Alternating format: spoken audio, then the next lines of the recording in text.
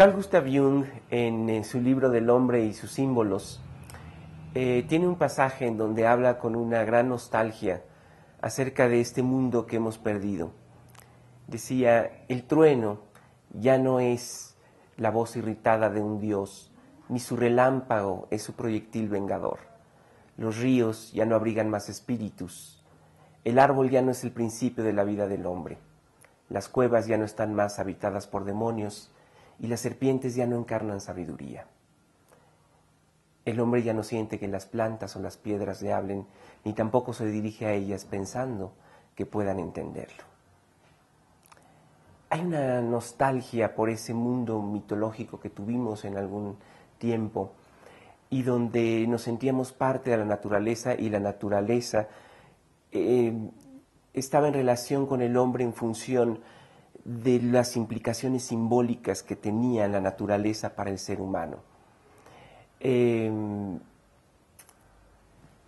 ido perdiendo ese mundo mitológico y a consecuencia de eso, hoy vivimos en un mundo en el cual la naturaleza es para nosotros una cosa y al vivir rodeado de objetos y no de seres, hemos perdido la experiencia mitológica y hoy en día nos sentimos también cosas y objetos nosotros mismos. De tanto estar rodeado de cosas, también nos hemos cosificado. El ser humano tiene una debilidad por las historias. Somos animales narrativos y hemos querido explicarnos a nosotros y a nuestro mundo a través de los mitos. Y a través de estas historias el ser humano ha tratado de responder a las preguntas fundamentales de la vida. Por ejemplo, ¿quiénes somos? ¿Qué es el mundo? ¿Por qué existe el mal? ¿Qué es la enfermedad? ¿Quiénes son los nuestros? Y estas preguntas el hombre las responde a través de historias y a través de esto vamos teniendo un sentido de qué es lo que estamos haciendo aquí y quiénes somos nosotros. El mismo Jung en algún momento de su vida se planteó lo que a la larga sería para él la pregunta más importante de todas. En algún momento se dijo, ¿cuál es el mito a través del cual estoy viviendo? Y se dio cuenta que no sabía cuál era el mito que él vivía. Y empezó a hacer una gran investigación que se convirtió a final de cuentas en un libro, en donde él fue explorando distintos motivos mitológicos, pero tratando de saber cuál era el mito que estaba viviendo él. Todos nosotros estamos viviendo a través de un mito, pero muchas veces no sabemos cuál es. Y por eso, saber cuál es nuestro mito de vida es una de las preguntas más importantes. Joseph Campbell, este gran mitólogo que vivió en el siglo XX, decía en un pasaje de sus libros, el eterno romance entre la bella y la bestia, el mito de Edipo, está esta misma tarde en la esquina de la calle 42 y la Quinta Avenida, esperando a que cambie la luz del semáforo. En ese momento en el que estamos esperando a que cambie la luz del semáforo, están pasando tantas cosas adentro de nosotros y seguramente sin darnos cuenta estamos reproduciendo alguna de estas historias mitológicas. De hecho, cuando tenemos un viaje muy difícil o muy largo, decimos, esto fue una odisea. Cuando tenemos que realizar un trabajo forzoso, recordamos necesariamente a Hércules. Cuando tenemos que volver a empezar de cero después de habernos esforzado mucho, viene a nuestra mente sin duda Sísifo y la piedra que tenía que subir todos los días y que cuando estaba a punto de dejarla, se le venía abajo. Entonces, todos estamos viviendo vidas en donde si nosotros miramos a la profundidad de nuestra propia existencia, nos damos cuenta que más allá de las particularidades de nuestra vida, estamos viviendo a través de un mito. Y estos mitos no son sino nuestra propia historia escrita con mayúsculas. Ahora, para que nosotros podamos sacarle provecho a los mitos, necesitamos aprender a leerlos. Y esta es una de las cosas más difíciles, porque generalmente la gente piensa que los mitos son mentiras. Esta es la acepción moderna que tenemos respecto a ellos. Pero en realidad los mitos no son una mentira y tampoco son un hecho. Joseph Campbell decía, no son historia ni tampoco son ciencia. Los mitos son verdades poéticas y tenemos que aprender a leerlos en un sentido metafórico. Por ejemplo, si tomas en un sentido literal una imagen como la de los judíos que van huyendo de Egipto y se encuentran con el mar y el mar se abre a su paso, y tomas esa idea como algo que sucedió tal cual, lo que estás haciendo es desvirtuar el sentido del mito. Los mitos no tienen que ver con cosas que sucedieron. Los mitos son formas de comunicar verdades de la vida espiritual y psicológica del ser humano. Y esto solamente se transmite a través de símbolos. Entonces, si nosotros tomamos los mitos en función de su denotación, en términos de lo que dice y no en términos de aquello a lo que se refiere, estamos equivocando la lectura y nos vamos a quedar con una versión prosificada de una bellísima historia espiritual que debe leerse como un poema. Es fácil leer los mitos de otras tradiciones como poesía, pero el gran reto es tomar una imagen de tu propia religión y entenderlo poéticamente. Por ejemplo, el mito de la Virgen María, la virginidad, su virginidad. ¿A qué se refiere esto? Se refiere a que el ser humano tiene dos nacimientos. Tiene un primer nacimiento, que es el nacimiento biológico, pero después todos podemos tener un segundo nacimiento, y este es cuando nosotros despertamos a nuestra vida espiritual. Entonces, la manera de representar esto es diciendo que, en este caso, Jesucristo nació de una virgen. No quiere decir que sucedió literalmente así. Lo que significa es que el ser humano es capaz de tener un nacimiento espiritual y que éste no viene de la carne. Entonces, cuando nuestras preocupaciones dejan de ser las materiales y las económicas, empezamos a tener acceso a una vida espiritual. Y eso es lo que está representado en el nacimiento virginal de Cristo. Ahora, los mitos a lo largo de la historia de la humanidad han servido para cumplir 4 funciones básicas. La primera de estas funciones es la función cosmológica. Los mitos sirven para darle una imagen del mundo y para explicar los fenómenos físicos de él. Hoy en día nosotros ya no acudimos a la mitología para saber por qué llueve o por qué existen las estaciones. Pero antiguamente, cuando no había ciencia, el hombre acudía a los mitos para buscar respuestas a cómo es el mundo y por qué funciona de esta manera. Ahora, lo interesante aquí es que también la ciencia se ha topado ya también con sus límites. El científico puede decirte cómo se da la combustión, pero no te puede decir qué es el fuego. Un médico te puede decir cuándo ya no hay vida, pero no te puede decir qué es la muerte. Y por eso es que la ciencia no puede darnos todas las respuestas. Necesitamos acudir a nuestra imaginación para darle un significado a nuestro mundo y a nuestra vida. La segunda función es la función sociológica.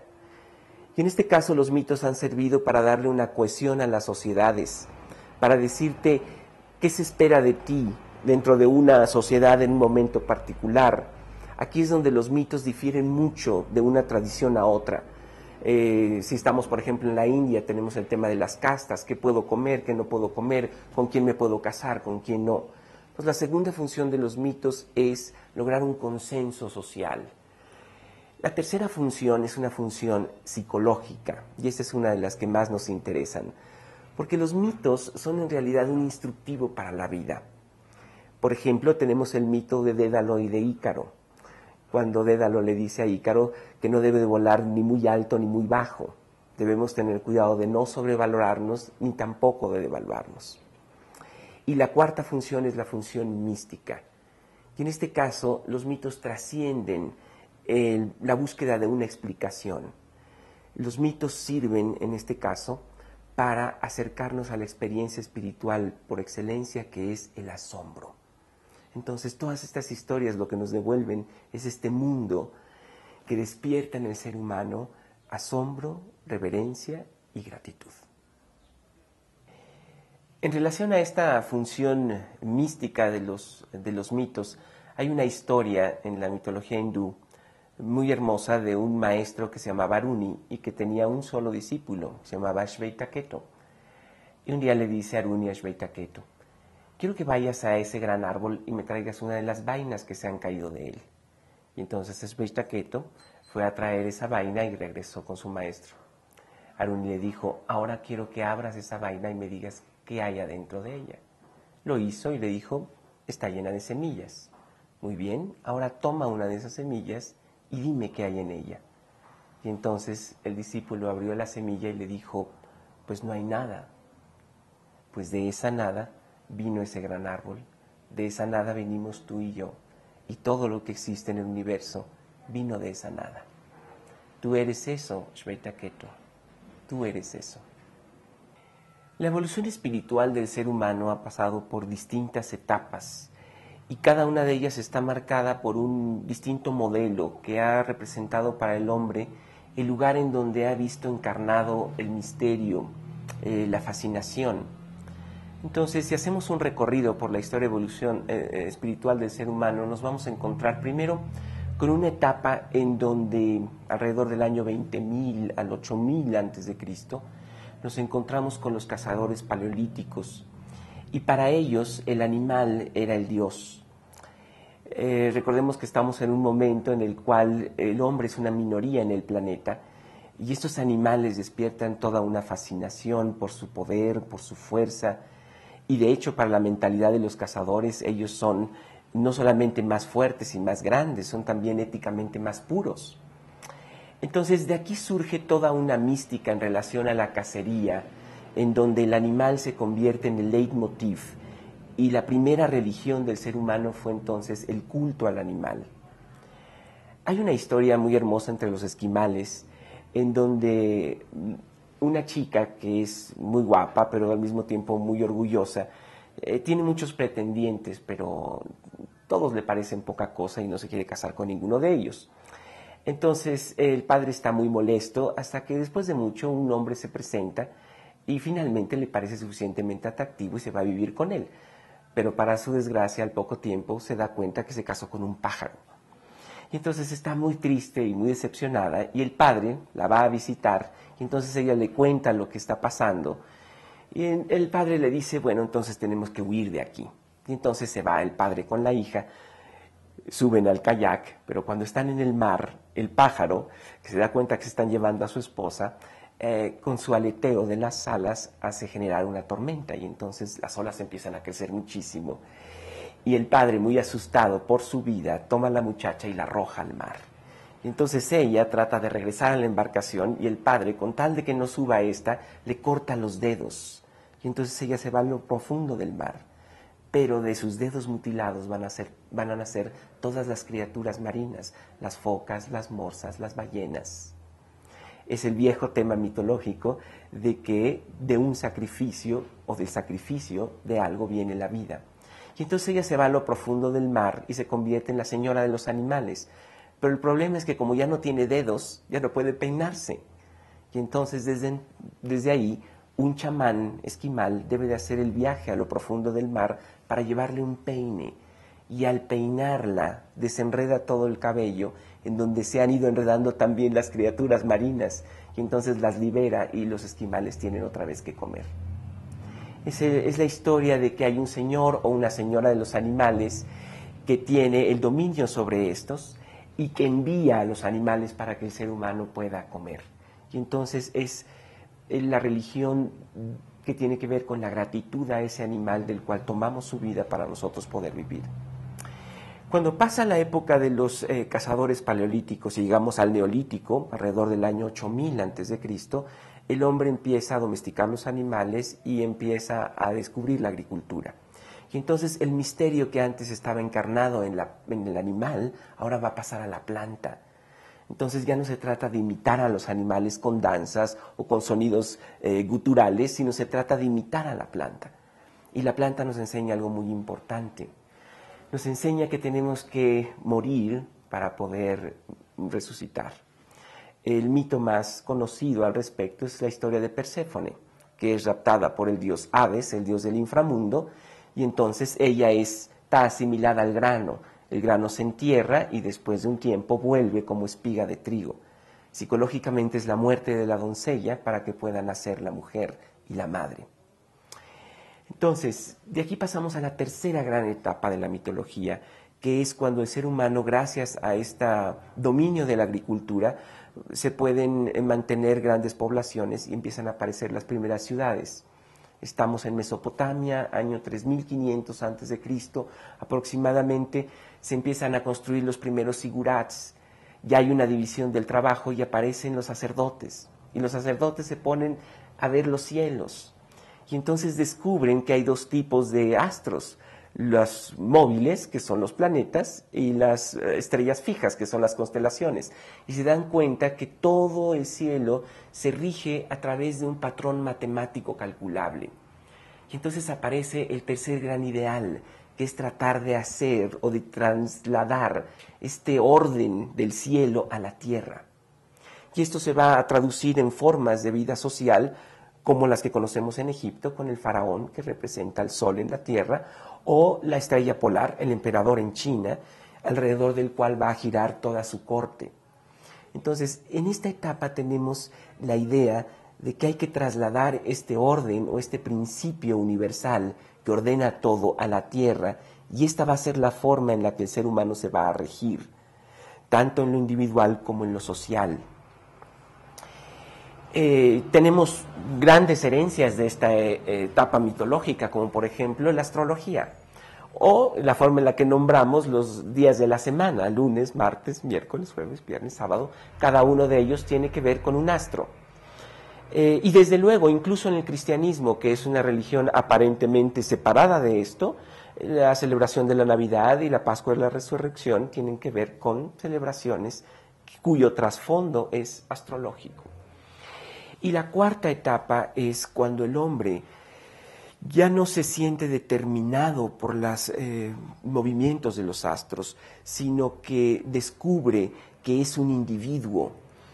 Y entonces aparece una religión muy diferente de lo que hemos visto hasta aquí. Alrededor del siglo VI a.C., Karl Jaspers le llamó a esto la era axial. Y es una época en la que coinciden muchos grandes personajes. Tenemos a Sócrates y a Platón en Grecia, tenemos a Lao Tse y a Confucio en China, tenemos a Zoroastro en Persia, tenemos a Buda en la India, y aquí surge una manera de entender la religión diferente, en donde lo importante es el aspecto filosófico. Buda, de hecho, rompe con la tradición mitológica de la India y emprende un camino apartado de los dioses. El budismo, de hecho, es una religión sin Dios, es un método para liberarse del sufrimiento, trascendiendo el deseo y el temor, que son las cosas que nos hacen sufrir innecesariamente. Entonces, Sócrates hablaba de la mayéutica y de la importancia de aprender a pensar por uno mismo. ¿Y qué pasó entonces con los antiguos mitos? Bueno, pues estas historias encontraron, por ejemplo, en Grecia su lugar en la tragedia. Y ahora se trataba de representar dramas del ser humano y que uno pudiera identificarse con un personaje como Orestes o como Edipo. Y a través de esos dramas en el teatro griego, uno debería de poder sentir compasión por la tragedia que significa el ser una persona, un individuo. Y esa misma compasión era lo que enseñaba Buda, era lo que enseñaba Jesucristo. Y entonces ahora nos encontramos con otra manera de entender la religión, que es probablemente la más cercana a nuestros tiempos. Es la idea de que nosotros tenemos que convertirnos en un ser humano, que no nacemos humanos, sino que tenemos que lograr esa humanidad. Cuando pensamos en el carácter esencial de la vida, nos encontramos con algo en lo que a veces no reparamos, pero que es realmente la esencia de la vida. Y esto es que para que nosotros podamos vivir tenemos que quitarle la vida a otros seres. Esta es la vida en toda su crudeza, y el ser humano ha tratado de una o de otra forma de reconciliarse con este hecho de la vida. Claro que nosotros hoy vamos al súper, sacamos los alimentos de ahí, y no tenemos la experiencia de tener que matar para vivir. Pero nuestros antepasados sí tenían esa vivencia y entonces necesitaban reconciliarse con esta crueldad básica de la vida. Y gran parte de los mitos surgen precisamente para tratar de ponerse en acuerdo con esta realidad tan fuerte.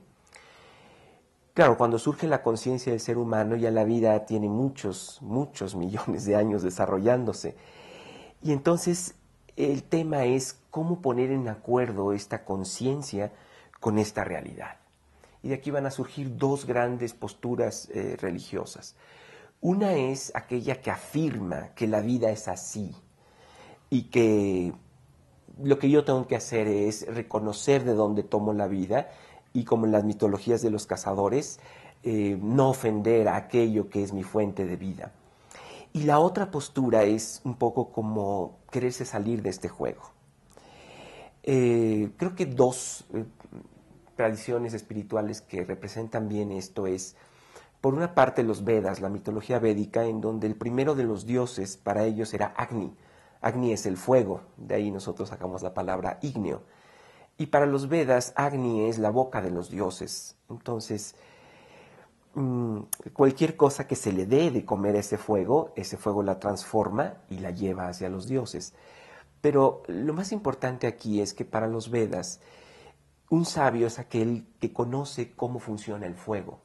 Y si tú piensas cómo es que funciona el fuego, te das cuenta que el fuego vive alimentándose y que siempre necesita un cuerpo, un soma del cual nutrirse.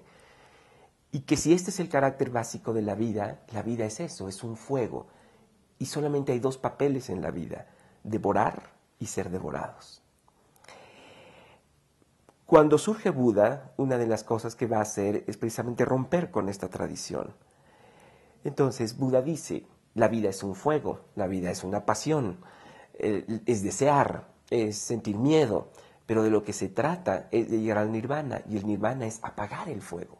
Que llegue un momento en el que tú ya no te sientas identificado con esta manera de vivir. Entonces, el budismo, en cierta medida, y más allá todavía el jainismo, los jainas son estos que se ponen algunos tapabocas y cosas así para ni siquiera dejar que un mosco vaya a entrar en su boca y por lo tanto quitarle la vida cuando van en una peregrinación, o llevan peines para ir quitando las pequeñas criaturas que hay a su paso.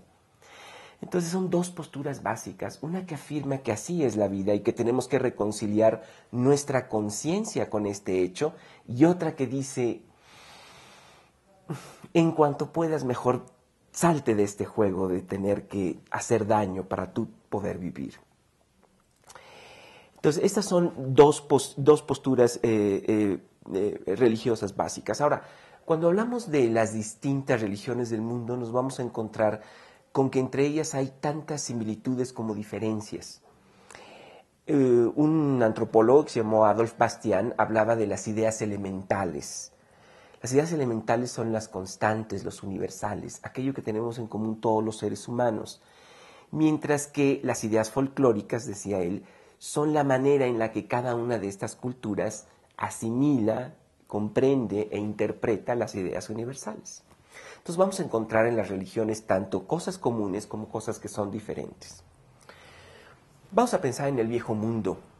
En el viejo mundo nos encontramos nosotros con el continente euroasiático, y ahí nosotros podemos trazar una línea alrededor de lo que es Irán, antiguamente Persia, y nos vamos a encontrar con que al este de Irán o Persia nos encontramos con las mitologías orientales y al oeste con las mitologías occidentales. Dentro de la parte oriental vamos a encontrar dos grandes matrices culturales que son China e India. La más reciente es China y la más antigua es India. Y estas dos culturas tuvieron la peculiaridad de que siempre se mantuvieron aisladas.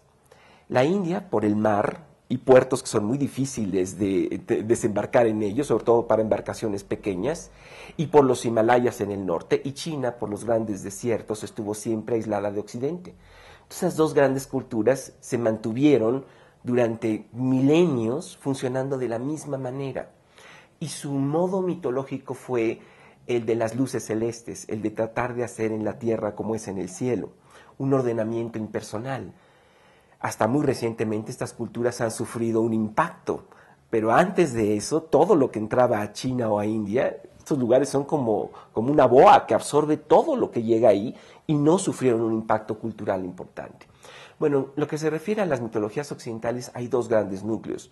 Por una parte, el Medio Oriente, en donde tenemos las primeras civilizaciones con Mesopotamia, y después, desde luego, la tradición semítica, y luego tenemos Europa. Y Europa es el lugar de los cazadores paleolíticos, de las cuevas de Altamira, de Lascaux. Y esto es muy importante porque en la mitología del cazador siempre se le va a dar una gran relevancia a la proeza individual. Cuando tú tienes una sociedad orientada hacia la agricultura, es más importante el grupo que el individuo, porque se vive del grupo y además no hay ninguna gesta heroica en recoger o en trabajar el campo. Prácticamente cualquiera lo puede hacer. En cambio, no es lo mismo cuando piensas en un animal. Sí se requiere una gesta para enfrentar a un bisonte o algo por el estilo. Y el grupo vive de la proeza individual. Por eso es que en Europa surge, ya tenemos como embrión, vamos a decirlo así, la mitología y la importancia del individuo. Bueno, en cuanto a lo que son las diferencias espirituales entre Oriente y Occidente, nos vamos a encontrar con lo siguiente. Así como las mitologías orientales se mantuvieron aisladas entre sí y del resto del mundo, igual que América, este mundo del Medio Oriente y de Europa estuvo siempre conectado por el Mediterráneo.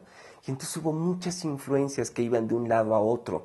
Y se crea lo que hoy conocemos como el patrón del progreso. Particularmente el caballo que transforma la guerra. Entonces empiezan a aparecer hacia 1800 a.C., 1500, los arios, los indoeuropeos en general, los micénicos, los dorios, y en el espacio de Levante aparecen los semitas. Bueno, la religión se entiende diferente en Oriente y Occidente porque el modo oriental de entender la palabra Dios es básicamente una extensión de esta idea de tratar de traducir un principio universal de un orden cósmico a la vida humana. Pero este principio universal, que recibió diferentes nombres, en China se llama el Tao, en la India se llama el Dharma, no es antropomorfizado. Nunca se concibe que el misterio último sea un Dios con una forma de ser humana, en donde piensa, siente y actúa de una manera parecida a la que tiene un ser humano, sino que se concibe como un principio impersonal. Desde luego hay dioses en la mitología hindú y hay diosas y hay también funcionarios principalmente en la mitología china, pero ninguno de ellos son sino un agente que está operando una parte de este mecanismo universal, pero no se concibe que el misterio último sea humano. La diferencia con las mitologías occidentales, o la diferencia fundamental con esta, es que, sobre todo en las tradiciones que vienen de la Biblia, la imagen que nosotros tenemos del misterio último sí es antropomorfo. Cuando nosotros decimos Dios, estamos pensando en una persona. Cuando ya se refieren al principio último de la vida, no necesariamente están pensando en alguien que actúa, piensa y siente como un humano. Entonces, además de esta diferencia, las religiones orientales buscan una identificación con ese principio. Es una esencia, pero esa esencia no es algo que nosotros podamos conceptualizar. Tú no puedes decir Dios es bueno, Dios es justo, Dios es caritativo, Dios es... Cualquiera de esas conceptualizaciones son caracterizaciones humanas y a final de cuentas son proyecciones que el hombre está haciendo del misterio último. En las tradiciones orientales, ese misterio último se sigue manteniendo como algo impersonal que es trascendente, no al mundo, sino trascendente a cualquier conceptualización o caracterización que nosotros podamos hacer de él. Es como esa gota de sal que nosotros ponemos en un vaso de agua y que después ya no podemos identificar que está allí, pero que cuando probamos el vaso sabemos que la tiene. Entonces, El ideal occidental es tener una relación con Dios. Y se entiende que Dios está fuera de mí y en cierto sentido está fuera del mundo, porque al crear este Dios al mundo no es idéntico al mundo que creó. Y en las mitologías orientales hay una identificación entre el creador y el mundo. Por eso es que en estas últimas Dios o lo divino está en el mundo, es inmanente a él, pero es trascendente al pensamiento. Mientras que en la parte occidental nos vamos a encontrar con que Dios es trascendente al mundo, no está en el mundo, pero es aparentemente accesible a través de las conocimiento que tenemos de sus características y de sus cualidades, de que tiene un pueblo elegido, de que prefiere a estos y no a aquellos, etc. Entonces, si tú lo piensas de esta manera, veo que resulta muy claro. Cuando tú ves a alguien orando dentro de una de estas tradiciones bíblicas, está dirigiéndose a alguien y le está rezando a alguien que está fuera de él. La tradición meditativa es que eso está dentro de ti y que además no puedes llegar a ello a través de las palabras. Tiene que ser precisamente con todo lo que las trasciende. Además, las tradiciones semíticas ponen un gran acento en todo lo que es la identificación con un grupo para entonces tener una relación correcta con Dios. Yo tengo en el judaísmo que haber nacido de un vientre judío. En el cristianismo yo tengo que participar en los sacramentos de la iglesia y haber sido bautizado. En el islam tengo que formar parte de la comunidad de creyentes. Es decir, la participación en el grupo es un prerequisito para tener una relación, digamos, ortodoxa con Dios. Mientras que en las tradiciones, particularmente en la India, es al revés. Solamente cuando yo he cumplido con mi dharma social es que puedo separarme del grupo e ir a buscar esa trascendencia. Así como hay una serie de diferencias entre las distintas tradiciones espirituales que es importante tener en cuenta para no caer en sincretismos que terminan por confundirnos mucho, también es cierto que hay un sustrato que podríamos llamar común, y esto es lo que Joseph Campbell en algún momento llamó el monomito o la travesía o el viaje del héroe. Es una historia que encontramos prácticamente en todas las tradiciones espirituales y que tiene que ver con que un personaje emprende un viaje hacia una región desconocida, atraviesa por una serie de pruebas, después encuentra un tesoro y luego regresa para comunicar lo que encontró. La aventura del héroe comienza con el llamado a la aventura. Esto es que en un momento de tu vida llega alguien o algo a decirte: despierta, estás dormido. Tú crees que ya estás completo, pero en realidad te falta mucho por conocer. Y entonces el personaje puede aceptar ese llamado o puede rechazarlo. Si lo acepta, entonces va a avanzar con entusiasmo hacia esa novedad. Si lo rechaza, entonces todo ese entusiasmo que trae la aventura se va a convertir en la contraparte, que es en la ansiedad. Y entonces el héroe va a tener la oportunidad de aceptar esa aventura o de rechazarla en función de qué tan positivo o negativo anticipa ese cambio para su vida. Normalmente el héroe atraviesa por una etapa de crisis antes de recibir este llamado. Lo típico es que de repente cosas que antes te divertían ahora te aburren terriblemente. Gente con la que antes te entendías muy bien, ahora sientes que hablan dos lenguajes totalmente distintos. Y entonces, de alguna manera, la vida te prepara, descolocándote de tu situación social y anticipando la llegada de este heraldo que te viene a anunciar que todavía hay mucho por descubrir. Entonces, esto trae una crisis porque si nosotros aceptamos el llamado a la aventura, significa dejar una situación segura y conocida para emprender algo que no sabemos si va a salir mejor o va a salir peor. Muchas personas preguntan, ¿y yo cómo puedo saber si esto que estoy sintiendo es un llamado? Y la respuesta sería, tienes que sentir que eso es para ti.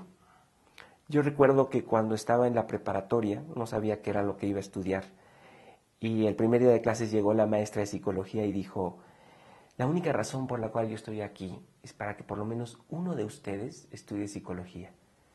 Y yo sentí que esas palabras iban dirigidas a mí. Cuando sientes eso, puedes tener la confianza de que si respondes al llamado, seguramente van a aparecer después las ayudas mágicas, se van a abrir las puertas y te van a pasar todas las cosas maravillosas que ocurren en los mitos y en los cuentos. Pero si haces eso solamente porque se puso de moda, porque todo el mundo lo está haciendo, entonces ten cuidado, porque no es un llamado, no es algo que tú tengas que seguir. La aventura puede empezar a veces porque uno la busca de un modo voluntario, uno empieza a explorar esto, aquello, en fin. Otras veces la aventura es algo que nos elige a nosotros. Llega un tsunami, una guerra, y de repente ha cambiado totalmente tu vida. O bien a veces la aventura empieza por algo azaroso y de modo circunstancial uno de repente se encuentra embarcado en algo que nunca hubiera esperado vivir. Lo importante en esto es recordar que siempre tenemos la aventura que necesitamos, aunque no siempre sea la que nosotros deseábamos tener. Cuando el héroe acepta esta aventura, se dirige hacia una región desconocida que en los mitos se representa como un desierto, como un bosque o como lo profundo del mar. Todas estas regiones son formas simbólicas de referirse al inconsciente, a lo desconocido. Y antes de entrar allí, el héroe se encuentra generalmente con una figura que es el guardia de paso y que le dice algo más o menos como, alto, no des un paso más. Esta voz que nosotros descubrimos en los momentos en los que estamos a punto de dejar lo conocido, es generalmente el recuerdo de la voz introyectada de nuestros padres, de nuestros maestros, de nuestros supervisores, y que de alguna manera tratan de mantenernos en esa zona de seguridad. Otra de las funciones del guardia de paso es la de no permitir el ingreso a aquel que no está iniciado, que no está preparado. Alguien que entraría a una zona de grandes poderes sin haber tenido el entrenamiento para ello. Entonces, nosotros tenemos que encontrar la manera de hacer un pacto o encontrar alguna negociación con este guardia de paso. A veces logramos establecer un acuerdo, otras veces el héroe derrota a ese dragón y otras veces es tragado, como el caso de Jonás, que entra en el vientre de la ballena y desaparece del mundo. Ese es un motivo mitológico muy conocido, en donde de repente desaparecemos del mundo y entramos en una región oscura, de silencio, en donde ni nosotros sabemos bien a bien qué es lo que nos está pasando, pero en realidad es un vientre y luego de ahí vamos a salir con una nueva identidad, siempre y cuando hayamos abandonado la anterior. Entonces, el héroe se encuentra en esta zona de poderes magnificados y va a pasar por una serie de pruebas que generalmente se van a ir haciendo cada vez más difíciles conforme se acerca al tesoro. ¿Por qué existen estas pruebas en las tradiciones mitológicas? Bueno, porque es la única forma de saber si el héroe está o no a la altura de la misión que emprendió y porque además con cada una de ellas nos vamos a ir depurando. Entonces, las pruebas sirven para irnos acercando a nuestra condición heroica o divina, abandonando nuestra condición profana, vamos a decirlo así, y al mismo tiempo nos permiten tener acceso a recursos que ni siquiera nosotros sabíamos que teníamos. Por ejemplo, Psique es enfrentada a 4 pruebas imposibles para poder recuperar a Eros, al amor, y en cada una de estas pruebas recibe una ayuda mágica. El tema de la ayuda mágica es muy significativo. Metafísicamente significa que nunca recibimos la prueba sin la ayuda. Psicológicamente quiere decir que solamente la prueba hace que tengamos acceso a un fondo de recursos que no sabíamos que teníamos y entonces, como por arte de magia, nos encontramos haciendo cosas que nunca creímos que podíamos hacer. La prueba esencial del héroe es qué tan dispuesto está a morir. El ser humano tiene que enfrentar la muerte, a diferencia de los animales. El hombre es el único que sabe que se va a morir. Y la muerte aparece en dos formas básicas. Primero, es la muerte a la dependencia. El ser humano es también el animal cuya infancia es más prolongada. Durante 12 o 15 años, a veces más, estamos siendo dependientes de una autoridad. Cuando llegamos a la adolescencia tenemos que romper con eso y volvernos independientes. Y esto en una simbología mitológica quiere decir morir al niño para nacer al adulto. Esa es la primer muerte. Psicológicamente es morir a nuestra dependencia para volvernos autónomos e independientes, una persona madura. La segunda muerte tiene que ver a la mitad de la vida, cuando ya hemos cumplido con esta primera etapa y sabemos y anticipamos que nos vamos a morir. Y entonces la crisis tiene que ver con encontrar algo o alguien más grande que nosotros, por los cuales estemos nosotros dispuestos a entregar nuestra vida.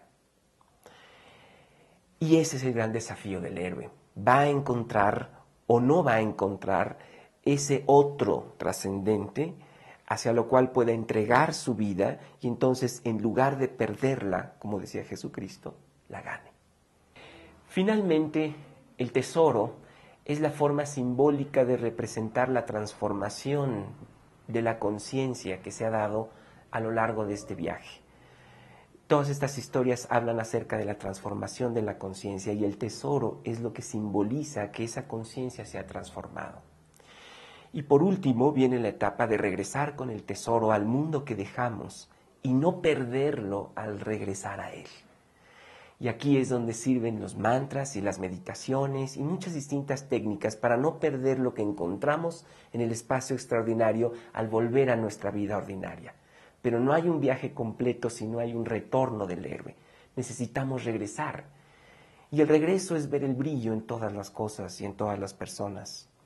El regreso es descubrir que eso extraordinario existe en nuestra vida cotidiana y que en realidad estos dos mundos que al principio nos parecen tan distintos como el día y la noche, en realidad son uno mismo y que el mundo en el que vivimos es un mundo sagrado.